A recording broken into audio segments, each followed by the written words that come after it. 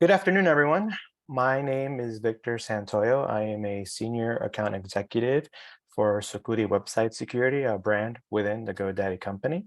Today, we're going to talk on the top 5 ways to secure your business online. The key here is for you to have takeaways that hopefully gives you an opportunity to better enhance your security posture online these days, but also include some best practices to ensure you're doing your best to protect everything from your files to any data that you may receive from visitors along the way.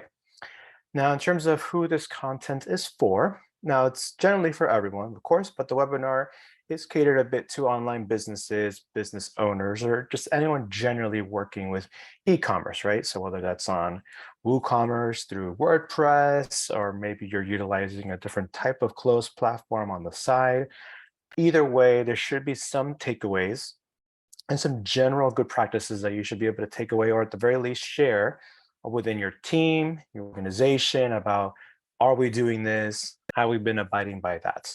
Right? So these are things that we want to make sure it can be not only shareable for you, but for others as well. In order to accomplish this in the most organized way possible, of course, as I mentioned at the top in the title, we're going to split this into the top 5 ways to do it. And so by doing so, I'm going to break it up to these 5 core principles of website security. So for those of you that are unfamiliar, we're going to look into monitoring and detection, essentially, visibility to your websites, backups, of course, which we know all to some extent, but we'll go through some best practices and things to look out for there. Response and remediation are essentially known as malware cleanups in the event you have an issue. WAF and CDNs, very popular if you've had a chance, of course, to be online for some time, but if you don't, we'll dive into things to look out for when you're looking for one. At the end, of course, proper SSL encryption, certificates, myths, the things you should or shouldn't be identifying there as well. So one of the first things you should be considering when you're looking at your security measures, of course, is reducing what's known as your attack surface. And maybe a technical jargon from some. Essentially, what that means is looking at everything you have, right? What's the inventory? What are you currently implementing in terms of plugins and themes and whatnot? So the one thing, especially if you're an online business, is you're always going to evaluate things to reduce your risk, right? Not simply from a business or investment standpoint, but also from a security standpoint, right? So what are the kind of things that are running your shop, your site, all of your assets? How often are we monitoring for them? So here are some simple questions you may want to ask. First things first, do I really need this, right? Is it something you're actively using? Is it something that's maybe something you've decided to to pause for now and you might pick up later? And if so, what are we doing about monitoring it for updates, patches, and stuff like that? A second question, of course, is does the vendor have a plan if a vulnerability is found or discovered? So if you're getting email alerts and updates, that's great. And if you're not, one of the key things to do, especially when you are seeking out new software, right? The new plugins that might be helpful is, when was their last update? How often are they pushing them, right? Those are things. If it's been like 6, 9, 12 months since the last time that software was touched, maybe I don't want to use that. Are developers prioritizing security, right? Is it mentioned in new patch notes? And of course, at the end, this is probably most key, is do you have a plan to monitor and apply these updates as they're released? Whether it's your responsibility, maybe you have a developer who is full-time or maybe part-time, but either way, they're specifically tasked with monitoring for these things. So this is key. From a monitoring perspective, there are different ways that detection can happen. So you might read about different ways monitoring can be done. More popularly, and utilized within GoDaddy Security is a remote scanner, right? This will crawl through different website links looking for any viable signs of infection, right? And a hack of some sorts. And some of these may reside deeper than others, and some are visible, which makes a remote scanner a really good tool to have as a first layer of detection. On top of that, though, you may also want to have a server-side scanner, which does a more in-depth crawl, right? It'll get into back-end areas of your file structure that remote scanners are not accustomed or not able to get into. Just as valuable, so that way you have a full view of everything going on. Other things you also want to be looking out for, of course, if you're able to find a monitoring tool, is blacklist detection. Has my domain or subdomain been either legitimately or erroneously placed on a blacklist? These are things you should be looking out for, because if it was a false positive, you don't want that, showing up on any listings or getting into any reputation trouble, so you can act on that accordingly, right? So that's something, having these in place, and more importantly, automatically. So it's one less thing for you to have to monitor and check on a daily or weekly basis. So it gives you peace of mind. Now, of course, imagine waking up in the morning and a couple calls are missed, your email inbox has completely blown up, you're getting messages that your site's gone down. So what could that possibly mean? Well, you go and you find out that all of your files or your database broke or it's been deleted. And so you're getting all kinds of errors on the site and nothing's working, right? So one of the things that you'll want to make sure is that you do have alerts for when things like that happen, right? File changes. File change detection is just as key as some of the other things we've touched on, besides just looking for infections. And so this is an example of what might look like a file detection tool, right? This was the last time it was changed, new size, old size. I definitely don't want the new size to show 0, or you just say outright deleted. But having visibility into just detection of changes is also going to be key. So making sure that that's implemented in your monitoring is important. But let's suppose then you did find that situation happen to you. What's one course of action you can take? Backups. Backups are, of course, an incredible tool, right? If it's something that in a moment you absolutely need your site back online instantaneously, having a backup strategy is really key. It may seem like a boring task, but they can absolutely be a lifesaver in terms of making sure everything is there when you need it. Okay, they can represent like a safety net, almost like the spare tire in your car.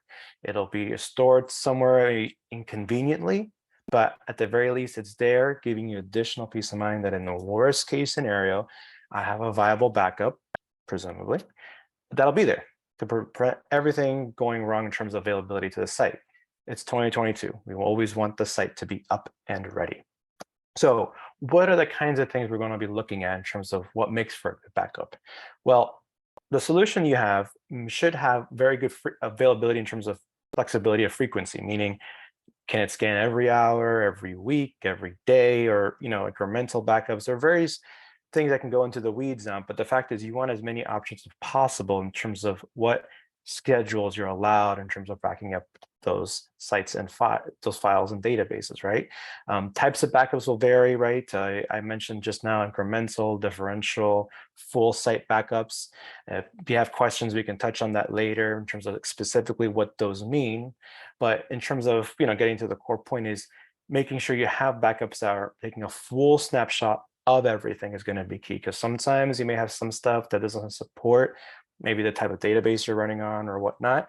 That's going to be key in terms of understanding what your backups can be, or your backup solution can do. Of course, some files may be a little more important than others, or you're making that many more changes to those files. So perhaps a solution that can identify specific files that can be backed up at a much more frequent rate can be helpful. Another thing, of course, offsite backups are going to be really key in terms of providing the best security posture or best practice. The location of where they're stored, you don't want that the backups are stored within your same cPanel or within your same file structure, and then everything in there gets corrupted. So then your main site, your production site's corrupted, your backups are corrupted, and maybe even backups to your backups on the same file structure are corrupted. And it's moot at that point, which is why offsite backups are always going to be the best thing. It ensures that they're located somewhere else and in reality kept away from those bad actors, those attackers that are trying to do as much damage within the environment as possible. Best thing you could do, especially at GoDaddy, is talk to your hosting provider about existing backup policies that exist. Maybe there's already some additional layer backups taking place without your knowing, or maybe it's available and it's just not activated yet. Either way, either yourself or, as I mentioned, get someone on the team to speak to your hosting provider, your developers and whatnot to make sure everything is running as possible. Now, one thing to make note of is people often have this misconception that I don't need website security. I have my backups. Worst case, I flip the switch, I go to the trunk, get the tire, and I fix the flat, right? But at some point, that's not going to be the way that you're going to be able to proactively prevent issues down the line. You want to that's why we recommend you take a proactive role in website security.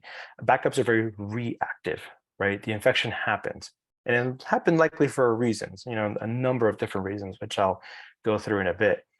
But in the end, it's going to take away some time from you. And especially in the event, let's say, we talked about all those texts and emails you were bombarded with when you woke up to.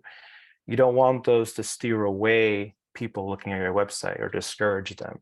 You want to be able to ensure at any point you're you're as covered as possible in terms of managing your risk. So that's why we recommend you have plans in place for situations like that. Now, of course, worst case scenario, like I touched on, your backups got infected. So everything is infected. Well, first thing you have to do, of course, is get the website cleaned. So your next course of action in that scenario is, of course, get a team available to respond. Here at Security, across GoDaddy, we have remediation services available.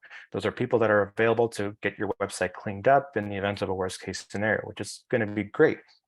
But a lot of what part of that response will include is taking the steps after the cleanup to ensure that everything is done correctly, right? We're talking about, defending against malicious hacks and threats, and these are common. These things happen all the time. They happen to either the most Fortune 500 type of organization down to the smallest blogger who just got kickstarted last week. These things will happen because it's all done with some automation. So in terms of addressing an incident, we should, of course, respond. Then, as you'll see here in the cycle, you want to recover by understanding the anatomy of the attack and what happened, right? To make sure we do what we can to prevent it from happening again.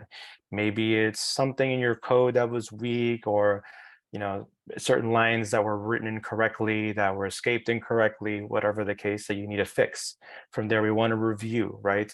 And then take those actions to ensure they don't happen again. Again, it's a less glamorous task, but once an attack happens, these are the steps we need to take. And as you see in the graphic there, of course, you go right back to response, because inevitably something else will happen.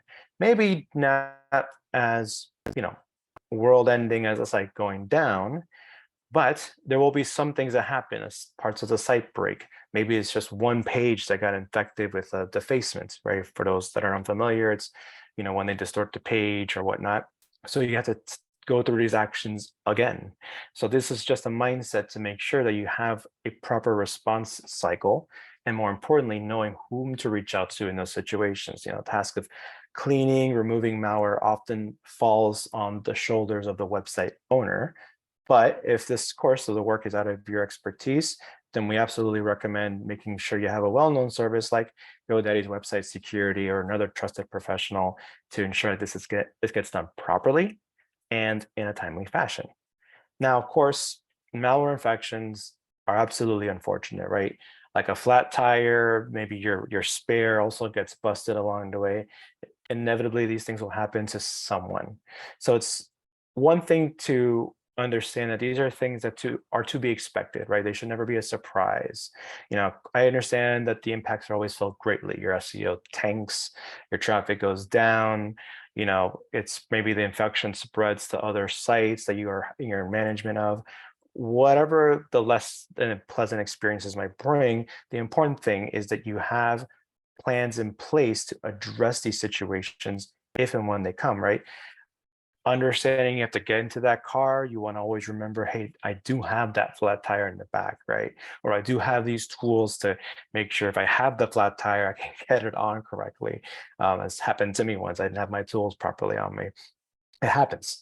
Now, when the world, when the door shut down physically on the world 2 years ago, one of the things that, of course, hackers saw was an opportunity to jump into the online world, because suddenly all kinds of people that were used to more brick and mortar type of businesses jumped online, right? Not surprising. So again, we'll go back to something I touched on a little bit ago, which is you want to make sure that you're taking a proactive approach to your website security. And one of the ways you can do that is through a WAF and CDN, otherwise known as a website firewall. You may hear these terminologies or acronyms, differentiated a lot or replaced by one another, but essentially a WAF firewall, protection, these are all synonymous, right? And so you want to essentially make sure that you have a preventive layer on top of your website to minimize the risk of something potentially happening. Again, these attempts will happen. It's just what do we have in place to make sure there's nothing in terms of an actual impact to the website. In searching for a WAF or firewall that you may not already have, there are a couple of things you do have to keep in mind, right? There are some differentiations between what people may tell you, like, is the appropriate layer WAF or what is applicable to your website. But here's one common misconception that I will go through. The difference between a network level firewall and a web application firewall, which is what WAF stands for. So a network firewall, as you'll read there, is provides a boundary between your internal and external network traffic, right? Usually, of course, installed as an endpoint, perhaps at the server level, essentially, preset rules defining what's allowed on the network or whatnot. This can be a little more over the head for those that are not in larger, sophisticated organizations, right? If you're a really small agency or a boutique shop or a blogger, network firewalls are very likely not for you. You're not likely running an infrastructure that's sophisticated. A web application firewall specializes on protecting website applications and APIs. Website application, otherwise known as your website. And so your website, you'll often find vendors that are specifically providing a web application firewall, providing more ease and out of the box, infrastructure and interface that's more friendly to your technical levels, right? So if you're not used to predefining rules and ranges and allowing those kinds of things, then don't be alarmed. There are going to be other solutions out there for you. And you want to be looking specifically for a web application firewall. GoDaddy Website Security has website firewalls incorporated, so it makes it easy for activation and protection.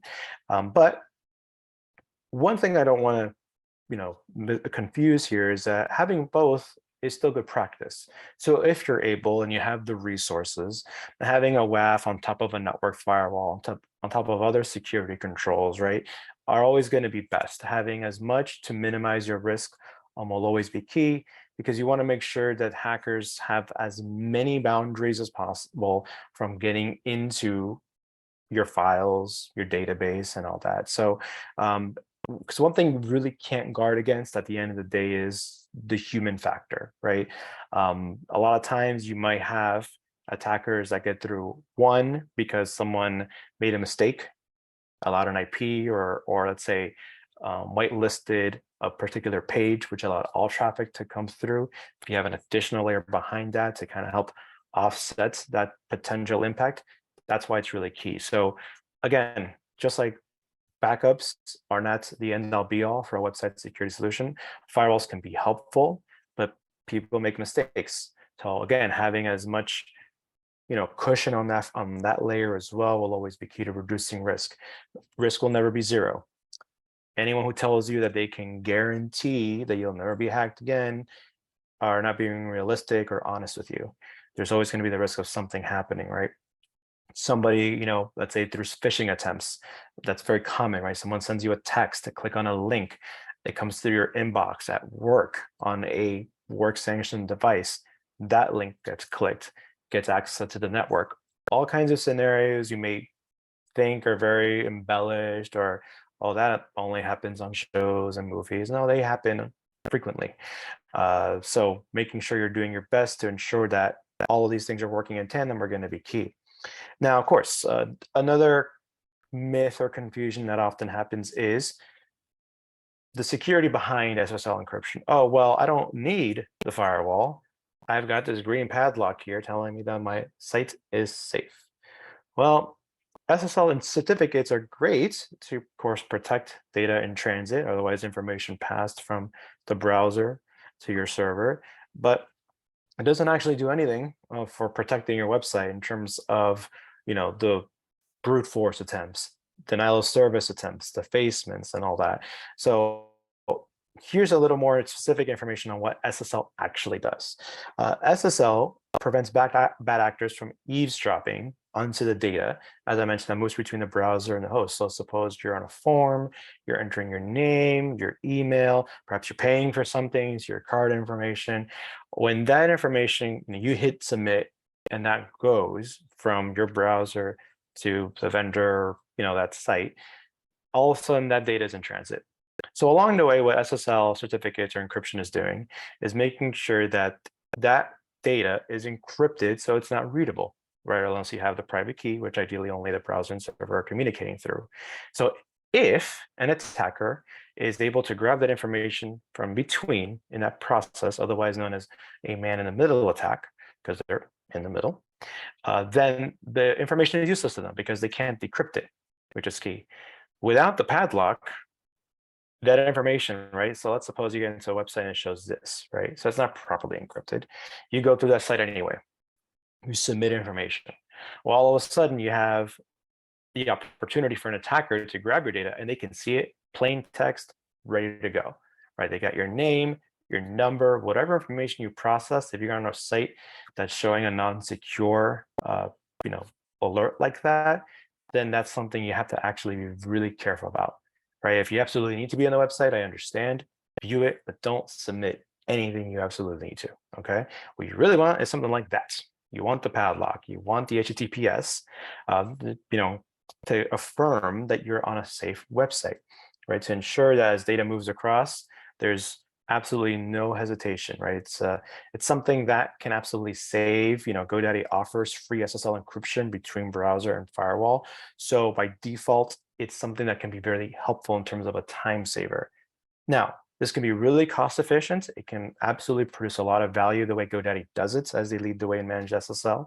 But we'll go through here a couple of things as to specifically why you have to be really conscious about how it's managed, right? Managed SSL is a really great service, something I would really recommend. Because for one thing, if you don't have the time, here are some of the things that can happen, right? Perhaps you installed it incorrectly, right? Some people have seen that Let's Encrypt as a free service. So of course, free is great. Free is good for me. But sometimes people don't realize that Let's Encrypt, actually has a lifespan on that, right? After a certain amount of time, they expire on their own. You're gonna have to go in there and manually renew them every time. So that's one of the things you also want to make sure of is not only is the certificate not found because it wasn't installed correctly, but because it's valid still. Managed SSL can ensure that those, they're installed correctly, the dates are fine. If they're due to expire, there's a process in place to ensure they're renewed. Automated installations help ensure these things are always done properly. In addition, redirect failures. If a site wasn't configured properly for SSL certificate encryption, right? Suppose you're starting to do this because it's not so much the trend, but this is 2022 and data protection is a very hot topic across all types of organizations. So you want to make sure you've got that padlock as well, which, by the way, has its own SEO benefits. But making sure that you're not running into any redirect issues where, let's say, you're visiting a page and it's just looping over and over and over because the redirects are not working correctly. Well, Managed SSL can provide an automated process to ensure that things like this don't happen. Again, this time you're spending trying to figure out why the certificate broke or why these redirects are happening is time being taken away from you and what you do best. So if you're the business owner, that's selling, that's making the most out of your product, finding new product, inventing new strategies. Or otherwise, if you're a developer or anyone else on the staff, it's taking away time from, again, making improvements, whether it's maintenance or any stuff like that. And of course, last thing, making sure the certificate is properly matched to your domain or subdomain. So you don't want any types of these errors showing up, because again, any of these things happen, you'll get that error or that odd presentation in the browser, which as a business owner or a site owner, you don't want any form of discouragement for people visiting the site, right? So consider this if you're not full understanding of how this works.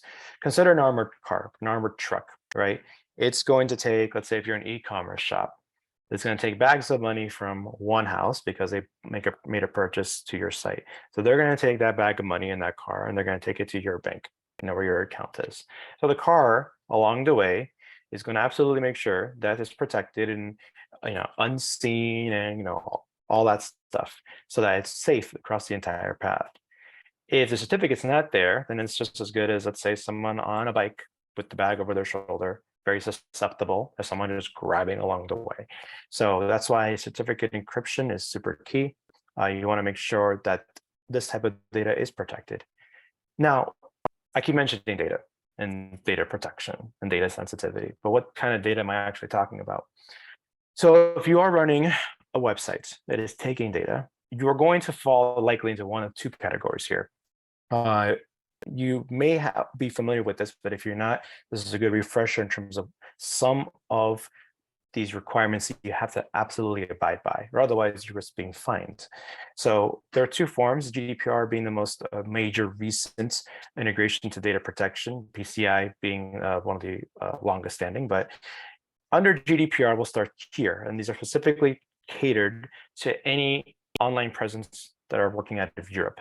Data meaning anything that can uniquely identify an individual. This could be name, this could be your location, this could be economic, cultural, or genetic factors, anything. Let's say I'm male, I'm 5'7", this is my surname, anything that could potentially lead an attacker to find me falls under this in terms of data that they have to ensure is being encrypted. Again, could go in a deeper dive about some of how these regulations need to be met. But one of the key things here is that if you're taking that data and you are operating out of those regions, then GDPR is something you have to make sure you're following up on and you're abiding by.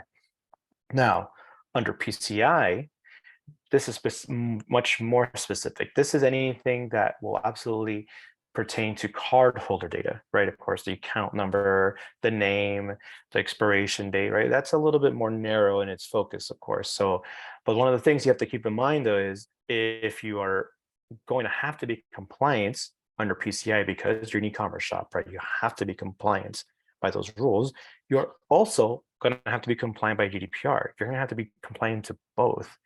And if you have any issues with, let's say, breaking compliance of one, you're going to be in breakage of compliance with the other, meaning you can be fined by both, one on top of the other. And these fines can often get into the millions. So as an online e-commerce business, if this is where your niche is, if you're taking card information, you're taking payments as part of your day-to-day, making sure you are absolutely compliant with these two things are going to absolutely be key. Okay. Again, one of the easiest ways to minimize risk for something like this is to ensure you have proper SSL in place. It's one aspect of it. And the easiest way to do that is to go through and manage SSL solution like the one that GoDaddy offers. Now, one of the last few things I want to leave before I wrap up is this quote. A director of risk services and solutions from Northbridge wrote this some years ago, writing that after a crisis, like we had touched on earlier, 1 in 4 businesses will never reopen. Okay. Now, proper continuity and disaster planning can help other small businesses avoid the same fate. So if I were to experience a loss tomorrow, what would I do? So consider that 1 in 4 opportunities, and likely maybe a little more often these days than it was many years ago.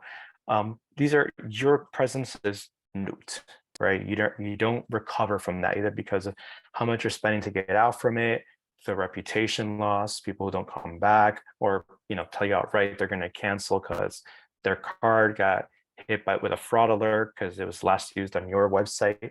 Little things like this, these things end up piling on a little bit. So you want to make sure that if ever you are presented with an incident, with a compromise, that you're absolutely prepared and you have all the appropriate steps in place. So let's review. What are these steps? Again, we'll go back from the beginning. Let's monitor the site for any file changes, software updates. Again, as often as one is to update your software on your phone for cool new features, you'll often see security enhancements or improvements are mentioned. That's just going to be as key for your website. If necessary, in those situations, revert to a backup from a safely known timestamp, right? Making sure that they're off-site, that they are safe, and so that that at a certain time, the site's files were not compromised and reverting to those if you need to. Of course, in the event you don't have the backups available or they are as compromised as your files that are live, know who to contact so that it can be remediated and recovered as quickly as possible. and recover as well by informing your customers in a timely fashion. This is actually a key part of the PCI and GDPR requirements that I just touched on about a couple slides ago. Transparency with with those that are serving you are always going to be best.